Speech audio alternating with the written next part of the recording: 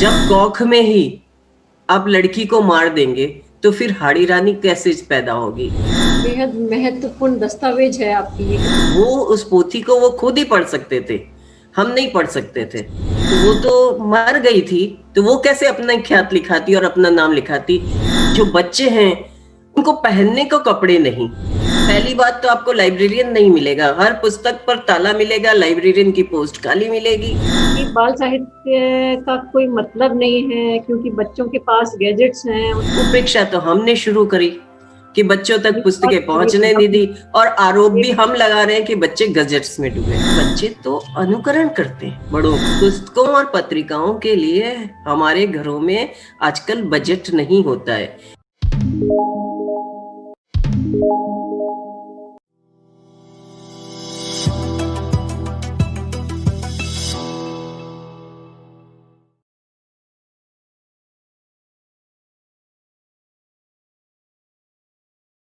नमस्कार दर्शकों, present TV के इस डियर साहित्यकार कार्यक्रम में हम आपको हमेशा एक शख्सियत से रूबरू कराते हैं, विशिष्ट साहित्यकार से रूबरू कराते हैं। और इसी क्रम में हम आज राजस्थान सलूम्बर के गौरव, हमारे राजस्थान की गौरव हैं डॉक्टर विमला भंडारी जी, हम उनका आपसे परिचय करवाने जा रहे हैं।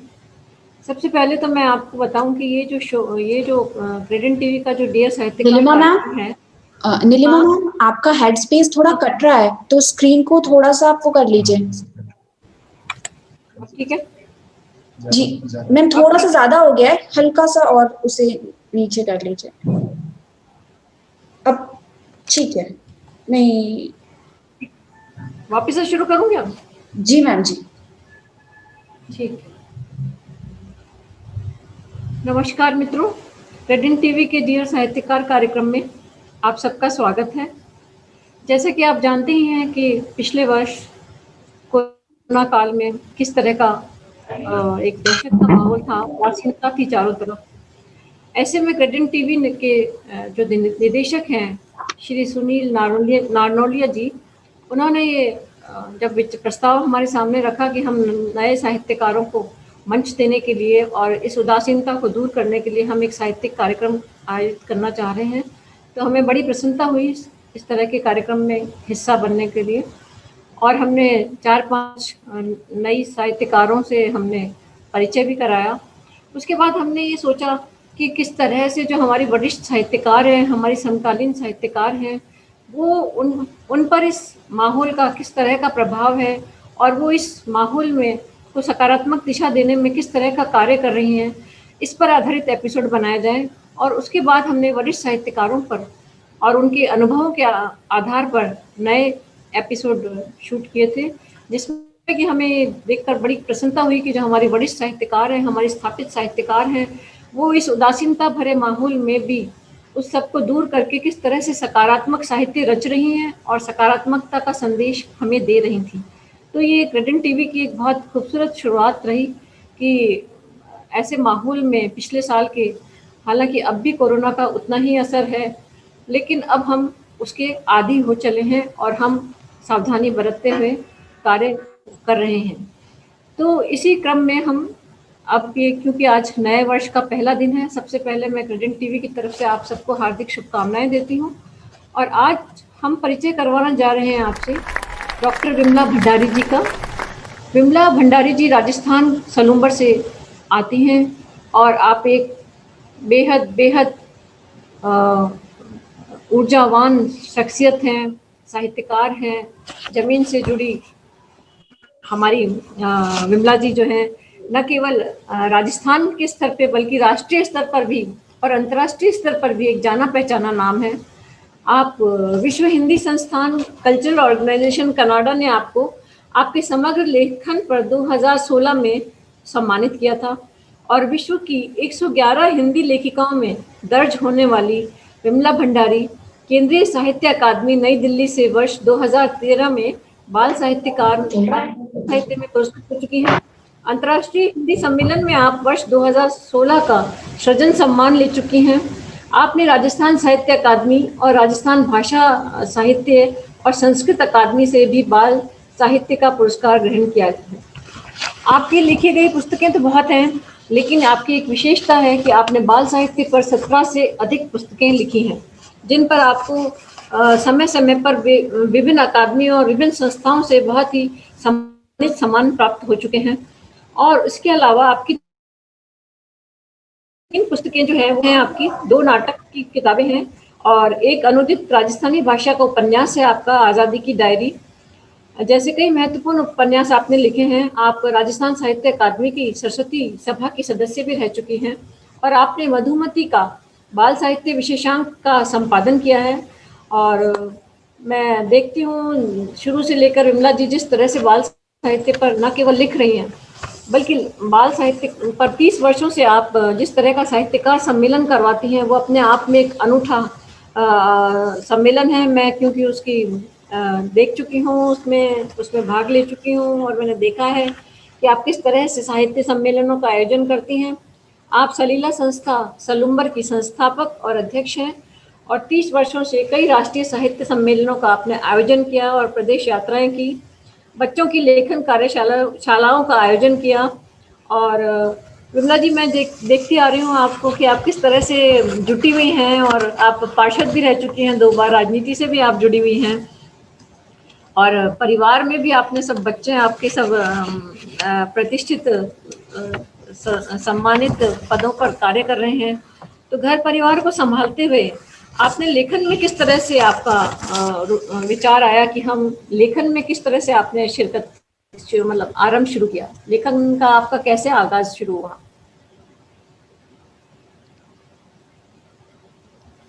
नमस्कार नीलिमा जी, नमस्कार। आपका प्रश्न बहुत वाजिब है। ये सहज रूप से मन में उठता है कि किसी महिला ने कैसे लिखना शुरू किया। और मैं आपको बता दूं कि मैं जब स्कूल में थी तब भी लिखती थी, और तब मुझे ये मालूम नहीं था कि ये लेखन होता है या इसकी क्या महत्व है। स्कूल के समय में लिखा करते थे, और जब साइंस ली तो लेखन पीछे रह गया। फिर शादी हुई, फिर बच्चे हो गए, तो लेखन का कहीं दूर दूर तक वास्ता नहीं रहा। किंतु एक बात जरूर थी कि पढ़ने की आदत मुझ में रही। तो मैं हमेशा शादी के बाद भी पढ़ती रहती थी, चाहे बच्चे छोटे थे तब भी मैं रात को बिना पढ़े नहीं सोती थी। पढ़ने की आदत मेरे में थी, और वो पढ़ने की आदत ही एक ऐसी आदत थी कि जिसने निरंतर मुझे विकासमान रखा और समय के साथ में चलती रही। मतलब बौद्धिक प्रगति जहां जाके एक महिला की रुक जाती है, क्योंकि शादी के बाद उसका सभी से धीरे धीरे पढ़ाई से और सभी से नाता टूट जाता है, और वो रसोई और सबके सारे घर के कामों में निपटाने में ही रह जाती थी। मैं अपने कालखंड की बात कर रही हूँ, अभी थोड़ा समय बदला है, वैसा नहीं है, फिर भी अधिकांश वैसा है। तो मैं आपसे बता रही थी कि जब ऐसी स्थिति थी और मेरी जो छोटी बेटी थी उसको पढ़ाने के लिए, समझाने के लिए मैं उसको कहानियां सुनाती थी। और यही वो समय था जब मैं साहित्य की ओर उन्मुख हुई। यही वो समय था तब मैं राजनीति की ओर भी उन्मुख हुई। लगभग आप देखिए 90 का समय रहा होगा। 1990 के अंदर मेरी पहली रचना जब राजस्थान पत्रिका के परिशिष्ट में कवर पे फ्रंट पे छपी, तो सभी लोगों ने मुझे बहुत प्रशंसा की और बहुत सराहना मिली। उससे मेरा उत्साह दुगना हो गया। मेरे ससुराल वालों ने, मेरे पति ने, मेरे इधर पीहर पक्ष ने, सबने, समाज में सबने बहुत सारा, मतलब मंदिर तक में मेरे आर्टिकल की चर्चा हुई थी। तो मुझे बहुत अच्छा लगा। उसके बाद मैं निरंतर लिखती रही और निरंतर छपती रही। उसके बाद मैंने कभी पीछे मुड़कर नहीं देखा। कई पत्रिकाओं में प्रकाशन हुआ। वो समय ऐसा था जब आज की तरह न स्मार्टफोन थे और न लैपटॉप था, जब कागज कलम का सहारा लेकर लिखना पड़ता था। संपादक को जानते नहीं थे और रचनाओं को लिख करके भेजते थे। कार्बन कॉपी हमारे पास रहती थी और एक कॉपी डाक के द्वारा भेजी जाती थी। डाक के द्वारा भेजी जाने के बाद हमें इंतजार रहता था कि या तो रचना लौट के आएगी या संपादक का पत्र आएगा, क्योंकि उस समय के संपादक वापस सूचना देते थे। तो ये दोनों ही स्थितियों में झेलते थे। और जब छप के आती थी तो सब लोग बहुत खुशी मनाते थे, जब लौट के आती थी तो मेरे बच्चे उस पर हुटिंग करते थे कि मम्मी की रचना वापस खेत के साथ लौट के आई है। दोनों स्थितियों को उस वक्त झेलते रहे और अपने लेखन को मैं उस वक्त निरंतर जारी रखा मैंने और तराशती रही। जी, आपका पहला कहानी संग्रह आया था? पहला कहानी संग्रह लिखा आपने? पहला कहानी संग्रह मेरा 2002 में आया था। 2002 में पहला कहानी संग्रह औरत का सच आया था। और वो इतनी सारी कहानियां मेरी मधुमती में और रसथन पत्रिका में, इतवारी पत्रिका में, गृह शोभा में, सरिता में, कई पत्रिकाओं में इतनी सारी कहानियां मेरी सब प्रकाशित हो चुकी थी और उन पे मेरे को काफी प्रशंसा सराहना मिली थी। लोगों ने पसंद किया था उनको। और कई लोग तो मुझे ये भी कहते थे कि ये कहानियां पढ़ने के बाद हमारे जीवन की को एक दिशा मिली है। तो बहुत बड़ी बात है। मुझे लगा कि मुझे इन कहानियों का संकलन करना चाहिए और पहली बार प्रकाशन की इच्छा रखी मैंने। पर आप देखिए ये शायद और भी पहले आ जाता, किंतु मेरे को प्रकाशन का अनुभव नहीं था। इस वजह से ये 4-5 साल देर से आई ये पुस्तक औरत का सच। और उसके बाद आपने 2 कहानी संग्रह और लिखे? उसके बाद कहानियां निरंतर लिख ही रही थी मैं, समांतर कहानियां चल रही थी। मैंने आपको पहले भी बताया कि मैं राजनीति के क्षेत्र में और साहित्य के क्षेत्र में एक साथ आई थी। महिला आरक्षण की वजह से मुझे घर की दहलीज को लांघकर वोट मांगने के लिए आम जन के बीच में जाना पड़ा। जब मैं आम जन के बीच गई तब मेरे को पहली बार पता चला कि अभाव क्या होता है, गरीबी क्या होती है, निरक्षरता क्या होती है और किस तरह से महिलाओं की और घर में स्थितियां हैं, उनको बहुत नजदीक से मैंने देखा। और उनकी इतनी सारी तकलीफें थी जिनको सुनकर के मन द्रवित हो जाता था। और वो ही भाग जाकर के मेरी आगे कहीं कहानियों में किरदार बनते थे। कहानियों पे मैं समस्या को ढूंढा करती थी, मतलब जो समस्या थी ना उनके आंसर ढूंढा करती थी कि इस कहानी को किस तरीके से सुलझाया जा सकता है या इस जो है समस्या इससे कैसे निपटा जाए। तो वो कहानी के अंदर मेरे कलेवर में कहीं न कहीं चीज होती थी। और कई बार ऐसे भी होते थे कि केवल समस्या रह जाती थी, उसका समाधान मेरे पास भी नहीं होता था और वो मैं पाठकों पे छोड़ देती थी। ये था मेरा कहानी कला। बहुत बढ़िया, आपकी कहानियां मैंने पढ़ी हैं। समर्था में भी आपकी कहानियां आई थी वो, और हुक नाम से आपकी कहानी थी। बहुत ही खूबसूरत मार्मिक कहानियां, आपकी कहानियां बहुत अच्छी हैं।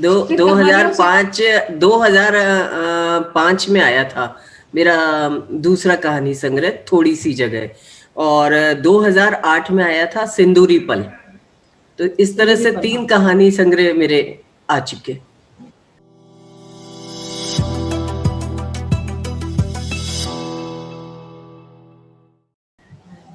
उसके बाद आप नाटकों में, नाटक आपने लिखे, 2 नाटक संग्रह लिखे। हाँ, नाटक मैंने लिखे और नाटकों मेरे प्रसारण भी हुए। जयपुर से क्या जो हवा महल कार्यक्रम आता था उसमें भी नाटक प्रसारित हुए, किंतु नाटक इतने ज्यादा नहीं कर पाई। ये विधा भी मुझे बहुत पसंद थी लिखने के लिए, पर नहीं कर पाई। जो मेरा आया है नाटक की पुस्तक वो है राजस्थानी भाषा में, मैंने 5 बोलियों में लिखी थी, और वो थी कि सत्री सेनानी।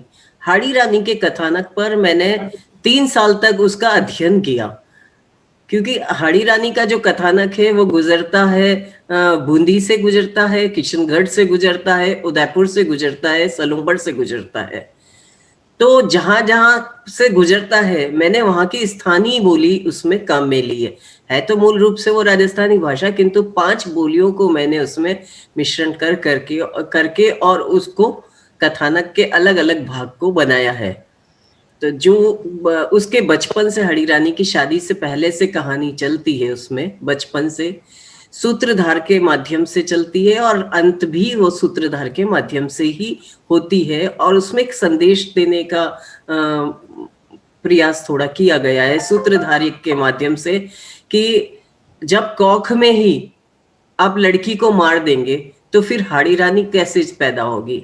वो हाड़ी रानी जो समाज को निर्देशित कर रही है, अपनी मातृभूमि के लिए, स्त्री सुरक्षा के लिए जो निर्देशित कर रही है, उस स्त्री को अगर आप कोख में ही मार दोगे तो ऐसी वीरांगनाएं कैसे पैदा होंगी। उसमें लास्ट में सूत्रधार जो है इस तरह की बात आप आपस में करते हैं।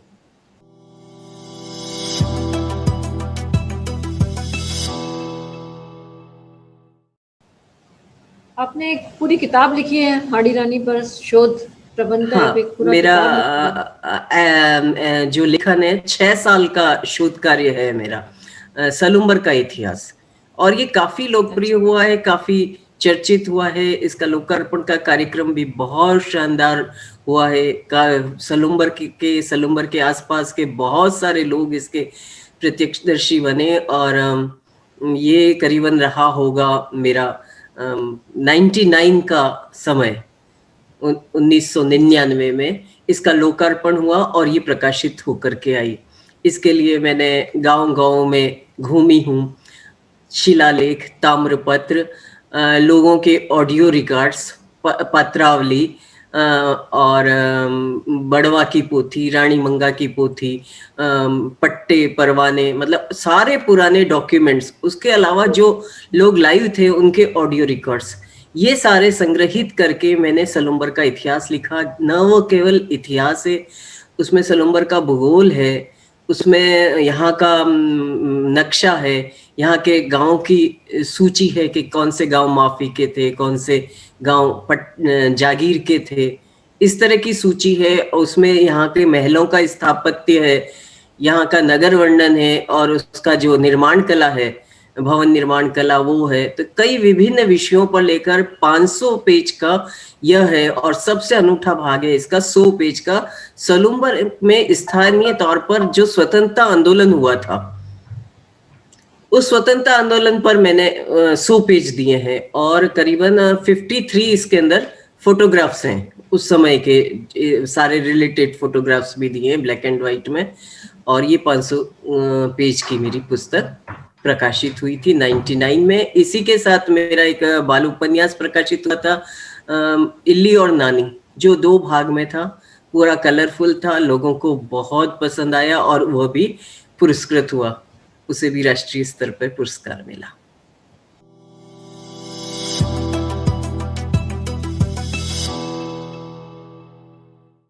बेहद महत्वपूर्ण दस्तावेज है आपकी ये किताब, और आपको इसके लिए बहुत बहुत बधाई कि आपने एक हम सब के लिए भी जानकारी के लिए जो भी राष्ट्रीय अंतर्राष्ट्रीय स्तर पर सलूम्बर का इतिहास लिखा, और एक मैं कहूँगी कि मील का पत्थर साबित होगा आने वाले समय में ये।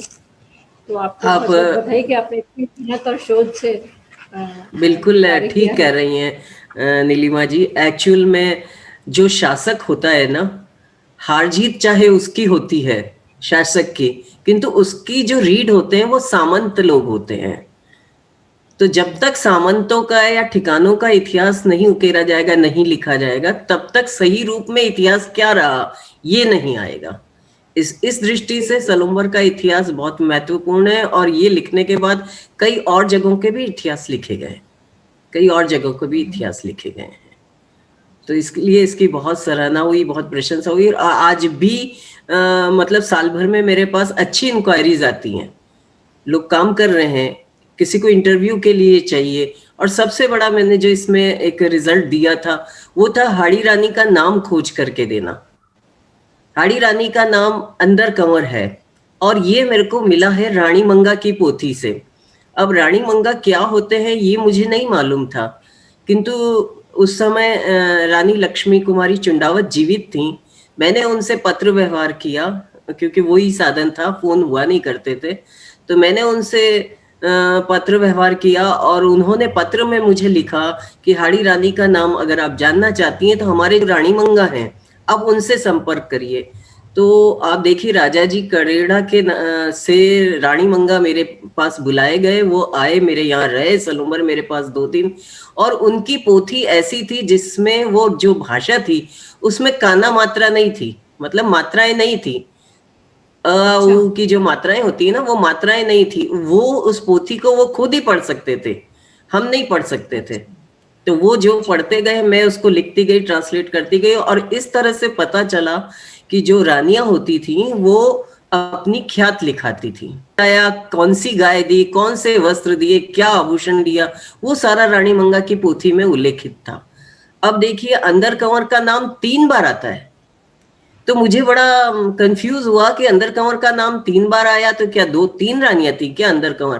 पर ऐसा नहीं था। जब मैंने और अध्ययन किया तो मुझे पता चला कि वह 3 रानियां नहीं थी, बल्कि ऐसा हुआ कि हाड़ी रानी तो शादी करके आई और उसने अपना सिर काट के दे दिया, तो वो तो मर गई थी, तो वो कैसे अपना ख्यात लिखाती और अपना नाम लिखाती? अब हुआ ये कि उनके बदले जो वहां पे और रानियां थी, रतन सिंह के कुल 16 रानियां थी, तो जो और रानियां थी, उन रानियों ने अपने अपने हिसाब से रानी मंगा को भेंट दी और अपने अपने हिसाब से अंदर कंवर का नाम लिखाया, क्योंकि भेंट में जो चीज दी गई थी वो सब बिल्कुल अलग अलग विवरण था उन सब का। तो इस तरह से मैंने इस निष्कर्ष पे पहुंची थी। आज भी हमारे जो क्वेश्चंस आते हैं अजमेर, मतलब ये परीक्षाओं वगैरह में, वहां कहीं कहीं गलती करते हैं। हाड़ी रानी का जो नाम है अंदर कंवर की जगह सुहेल कंवर या कुछ और दे देते हैं। मैंने शासन को पत्र भी लिखा है कि गलत नाम का प्रचार मत करिए और गलत नाम को निकालिए और सही नाम ये है। उसके लिए मैंने शासन में पत्र भी लिखे, और यहाँ पे भी जो एसडीएम साहब है उनको भी मैंने पत्र लिख के दिया, ताकि हमारी जो पीढ़ी है वो सही जानकारी पा सके और सही उत्तर लिखे।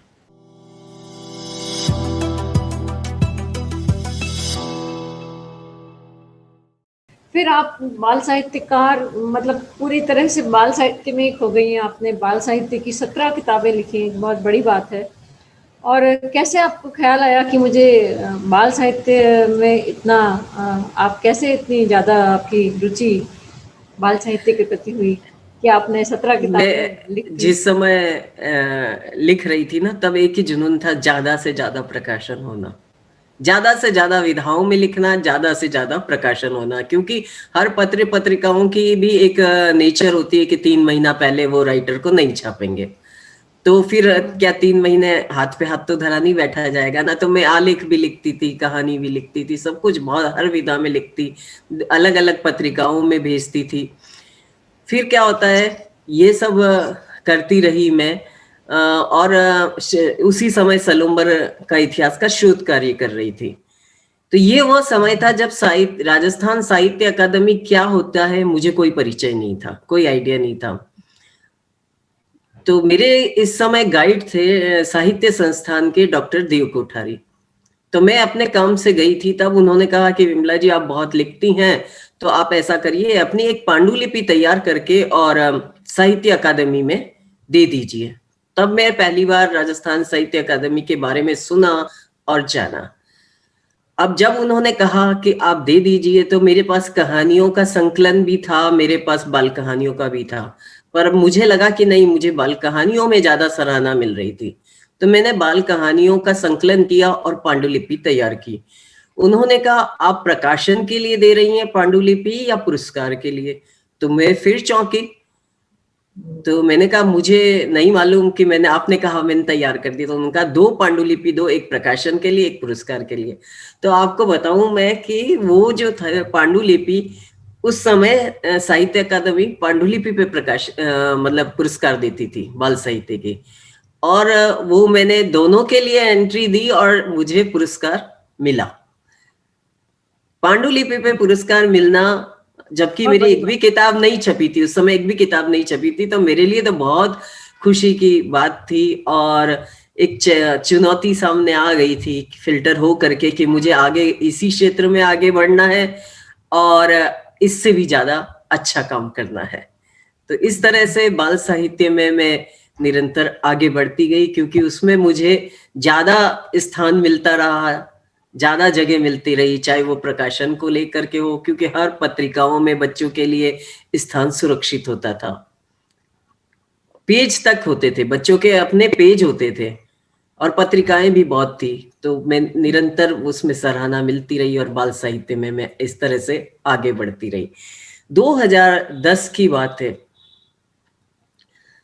डॉक्टर राष्ट्रबंधु कानपुर के हुआ करते थे और उनसे मेरा परिचय हुआ, और वो ने मेरे में पता नहीं कोई कौशल नजर आया, तो उन्होंने मुझे कहा कि आप है ना बाल साहित्यकार सम्मेलन कीजिए, ये सारे सम्मेलन छोड़िए, बाल साहित्यकार सम्मेलन कीजिए।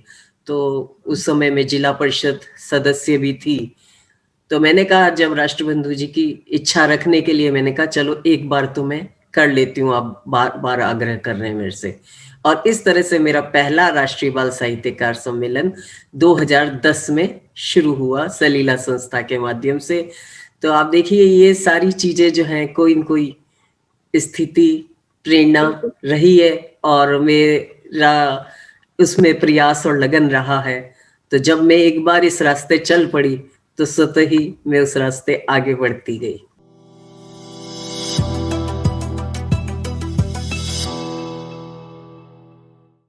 हमने देखा है कि आप जो सम्मेलन करवाते हैं, मैंने एक सम्मेलन तो मैंने भी अटेंड किया है, और मेरे को आपकी ये बात बहुत अच्छी लगी कि आप स्कूल्स में जाके और जिस तरह से वहाँ के बच्चों को जोड़ते हैं, और वहाँ जो नाटक करवाए, वो नाटक गजब के नाटक किए थे स्कूल के बच्चों ने, और गांव-गांव ढानी ढानी में जाके जिस तरह का आप कार्य करती हैं, तो होता तो बहुत मुश्किल है इस तरह का जमीनी स्तर का काम, लेकिन आप इतनी शिद्दत से करती हैं।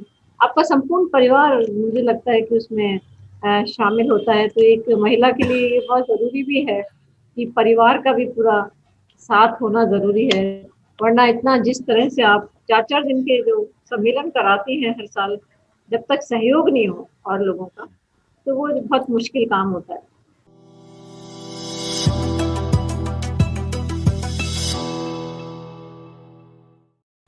एक मैं आपसे ये बात पूछना चाह रही थी कि जो आजकल कहते हैं लोग कि बाल साहित्य का कोई मतलब नहीं है, क्योंकि बच्चों के पास गैजेट्स हैं, उसमें वो अपने मनपसंद सीरियल देख लेते हैं, कार्टून देख लेते हैं, तो उनको ये तोता मैना की कहानियाँ या दूसरी कहानियों से क्या मतलब। तो उस बारे में आप क्या कहना चाहेंगे?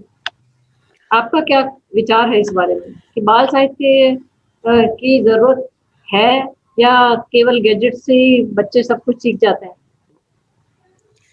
ऐसा है कि जो लोग ये बात बोलते हैं ना, एक्चुअल में वो खुद भी नहीं पढ़ते हैं, और बच्चों को भी पत्रिकाएं और कहानियों की पुस्तकें उपलब्ध नहीं करवाते हैं।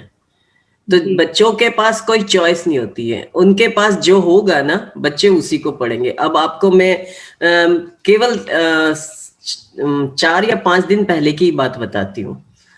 मैं नागपुर में गई थी, पुरस्कार समारोह था, उसमें एक बालिका आई थी, जो पुरस्कार दे रहे थे, उन्हीं के परिवार की उनकी छोटी बच्ची आई थी, करीबन वो लड़की है 9-10 साल की। वो लड़की आई थी और उस लड़की मेरे से मिलती है, और मुझे उसने बोला कि मैं खुद ऑथर बनना चाहती हूँ। मुझे बहुत खुशी हुई, और मुझे नहीं मालूम था कि उनके परिवार में भी बच्चे हैं, किंतु मैं किताबें चूंकि अपने पास कुछ रखती हूँ, तो मैंने अपनी एक पुस्तक किस हाल में मिलोगे दोस्त उस लड़की को निकाल के दी। वह लड़की उसी वक्त वहां बैठ करके और पढ़ने लग गई, और जब तक उसकी मम्मा आवाज देती उसने आधी किताब पढ़ चुकी थी वो, क्योंकि वो ऐसी पुस्तक थी कि चित्रकथा थी, चित्र पुस्तक थी, तो वो उसने उसको आधा पढ़ लिया था। अब आप आपकी बात को सही माना जाए कि जो मैंने देखा उसको सही माना जाए, क्योंकि मैंने ये तो आपको 4 दिन पुराना ही उदाहरण दिया है। आपने खुद ने अपनी अपनी बात में कहा कि आप गांव में जाती हैं, वहां वर्कशॉप्स कराती हैं। मैं 5-5 दिन की वहां वर्कशॉप्स कराती हूँ, और हमारे उस वर्कशॉप के अंदर केवल जो स्थान रहता है वो 60 और 70 बच्चों तक ही रहता है। उतने बच्चों की वर्कशॉप्स करवाती हूँ।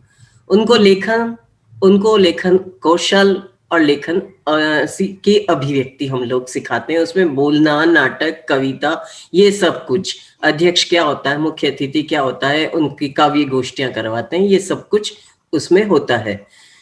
तो एक तरह से 5 दिन में उनकी प्रतिभा इतनी मुखरित होकर के आती है कि वो अच्छी तरह से लिखना, पढ़ना और बोलना सीख जाते हैं।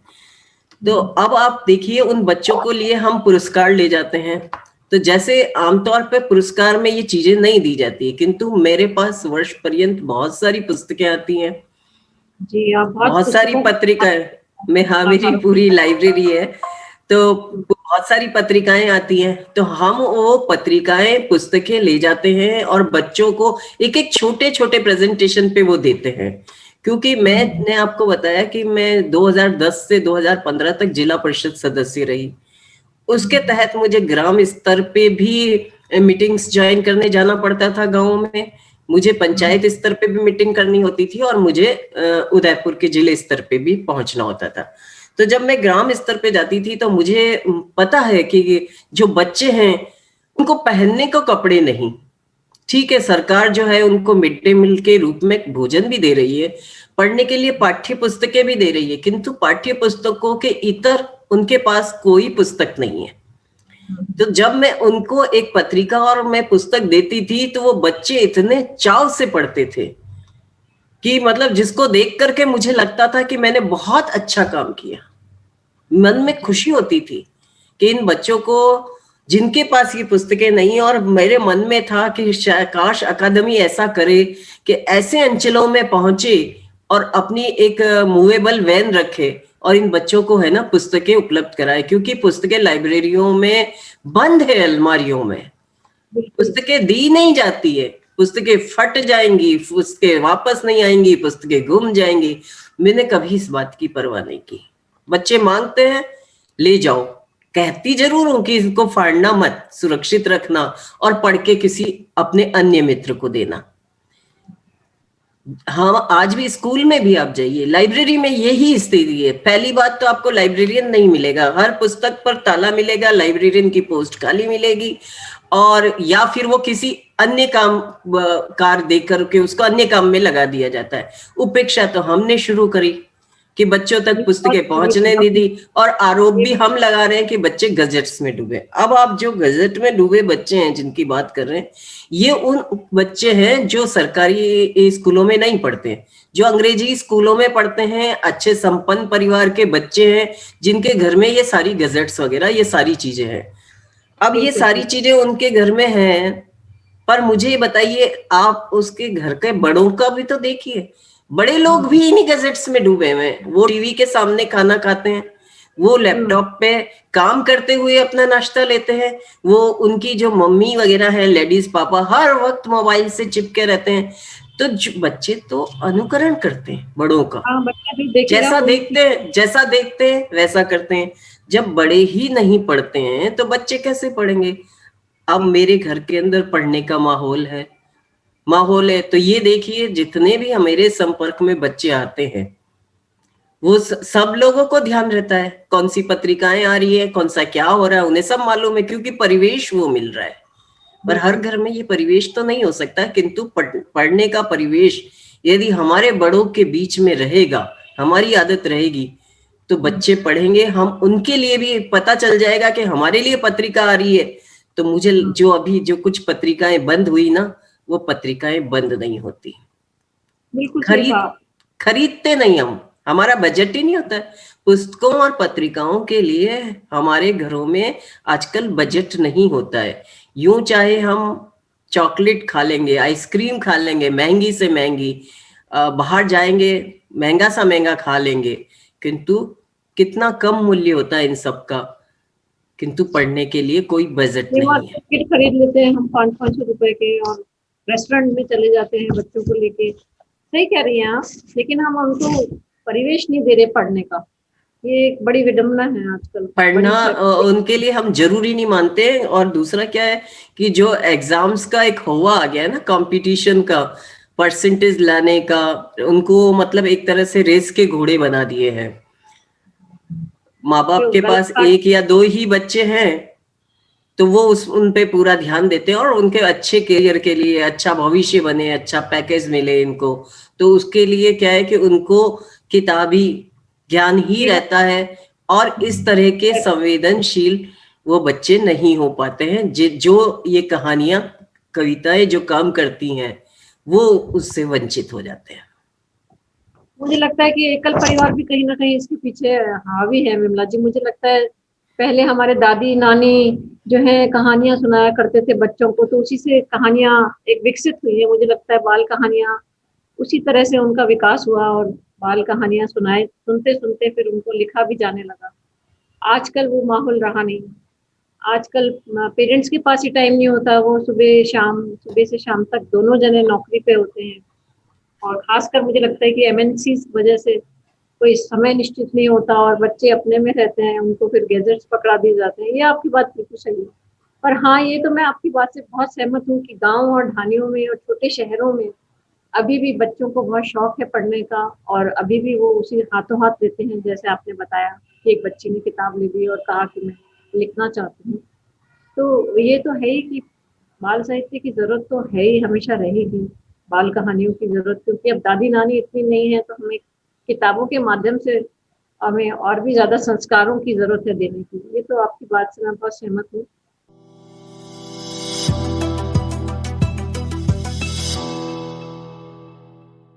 बाल साहित्यकारों से आपकी क्या आप अपेक्षाएं हैं? आप कैसे देखते हैं कि बाल साहित्यकारों का क्या भविष्य है, उन्हें क्या लिखना चाहिए? बाल साहित्यकारों का भविष्य बहुत उज्जवल है। जो आपने अभी खुद ये बात कही है कि एकल परिवार हो गए हैं, जो स्थितियां हैं है ना, समय बदलता है, समय परिवर्तनशील है, हमेशा एक जैसी स्थितियां नहीं होती हैं।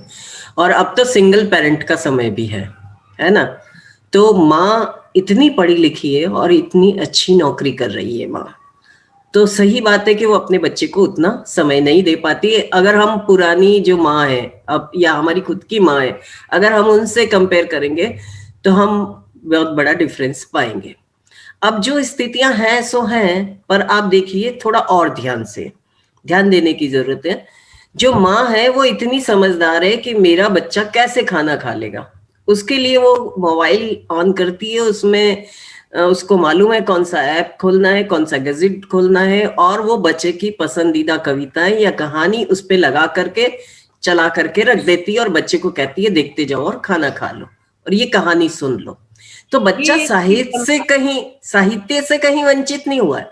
माँ नहीं सुना रही है, किंतु आजकल स्टोरी टेलिंग का भी एक काम कर रहे हैं महिलाएं, जो स्टोरी टेलिंग का, आज ही उषा छाबड़ा ने मेरी कहानी को फेसबुक पे अपनी वाचन शैली में लगाया है। तो इस महिलाएं जो हैं वो स्टोरी टेलिंग का काम कर रही हैं और ये स्टोरी उन गजट्स के माध्यम से बच्चों के पास पहुंच रही है। ये तो और अच्छी बात बताई आपने विमला जी। मैं क्षमा चाहूंगी कि आज हमारे पास समय अब हमारा समय पूरा हो गया है, लेकिन आपने बहुत अच्छी बात बताई। स्टोरी टेलिंग से भी हम, गैजेट के थ्रू भी हम बाल साहित्य को जिंदा जीवित रख सकते हैं। जीवित और है बाल साहित्यकार, मतलब बाल साहित्यकार जो है उनका जो साहित्य जब स्टोरी के रूप में पढ़ के सुनाया जाएगा तो वो एक और अलग प्रभाव डालेगा। ये बहुत अच्छी बात कही आपने, और आपसे कई बातें जानने की और भी इच्छा थी, लेकिन जितना भी हमने आपको सुना बहुत अच्छा लगा। और आपका हार्दिक आभार प्रेजेंट टीवी की तरफ से मैं करना चाहूंगी कि आप हमारे स्टूडियो में आए और आपने अपने अनुभव बताए। बहुत बहुत शुक्रिया। नए साल की शुभकामनाएं आपको भी नए साल की शुभकामनाएं, सभी दर्शकों को भी नए साल की शुभकामनाएं, और ग्रेडियंट टीवी को भी नए साल की शुभकामनाएं। आपका नया वर्ष मंगलमय हो।